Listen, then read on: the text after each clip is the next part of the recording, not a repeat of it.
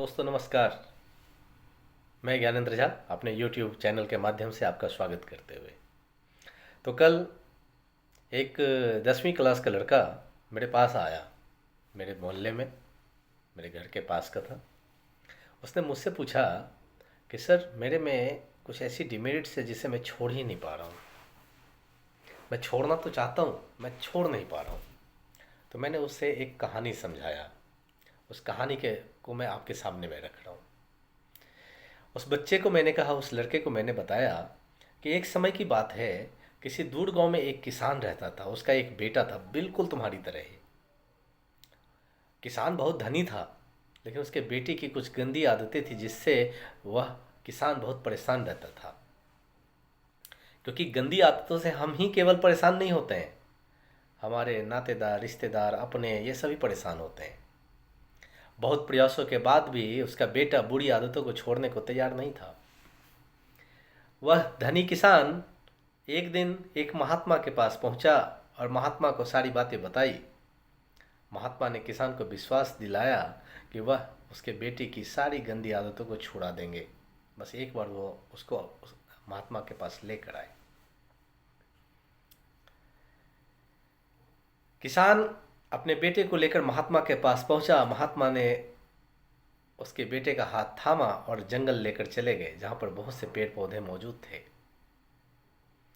महात्मा ने कहा, बच्चे जाओ, एक छोटा सा नन्हा सा कोई भी पौधा तोड़ के उखाड़ के ले आओ। वह लड़का गया, बड़ी आसानी से एक छोटा पौधा तोड़ कर ले आया। महात्मा ने कहा, शाबाश, अब इससे थोड़ा बड़ा पौधा उखाड़ कर लो। वह लड़का गया, एक बड़ा पौधा उखाड़ने की कोशिश किया। उसने पूरी ताकत लगाई और पौधा जड़ सहित उखड़ कर हाथ में आ गया और खुशी खुशी महात्मा को आकर देता है। कहता है, देखिए महात्मन, मैंने इस पेड़ को भी उखाड़ दिया। महात्मा ने कहा, बहुत बढ़िया, ये तो और अच्छी बात है, तुम तो बहुत ताकतवर और शक्तिशाली हो। अब जाओ, एक अमरूद के पेड़ को उखाड़ के दिखा दो। वो लड़का खुशी खुशी भाग के गया, फिर पूरी ताकत से पेड़ उखाड़ने में लग गया, लेकिन वो पेड़ तो हिला तक नहीं। उस लड़के ने पूरी जोर लगाई, पूरी ताकत लगाई, लेकिन फिर असफल, बार बार असफल। कई बार प्रयास करने के बाद वो थक गया और महात्मा से बोला, इसे उखाड़ना असंभव है, इसे काट सकते हैं महात्मन, इसको उखाड़ नहीं सकते। अब महात्मा ने उस लड़के को समझाया, ये पौधा तुम्हारी बुरी आदतों की तरह ही है। जब पौधा छोटा था तो कितनी आसानी से हमने इसको उखाड़ कर फेंक दिया, फिर थोड़े बड़े पौधों को उखाड़ कर फेंकने में थोड़ी मुश्किल आई, लेकिन जब एक बड़ा पेड़ को उखाड़ने की कोशिश किया गया तो वो तो असंभव काम हो गया। इसी तरह बुरी आदतों को अगर शुरू में हमने नहीं छोड़ा तो फिर आगे चलकर यह एक बड़े पेड़ का रूप ले लेती है, फिर उसको छोड़ना असंभव होने लगता है। जब वह छोटा पौधा है तो उसको आसानी से हम हटा सकते हैं, लेकिन जब वो बड़े पेड़ का रूप ले लेगा तो असंभव प्रतीत होने लगेगा। उस लड़के ने महात्मा से खुद ही कहा था, इस पेड़ को काटा जा सकता है लेकिन उखाड़ा नहीं जा सकता है। ठीक उसी तरह हम अपनी बुराइयों को भी क्यों ना काट दें, बुराइयों को भी काट कर हटा दीजिए ना। तो शुरू में जो छोटा लगता है वह बाद में हमें बहुत ज़्यादा तकलीफ देने लगता है।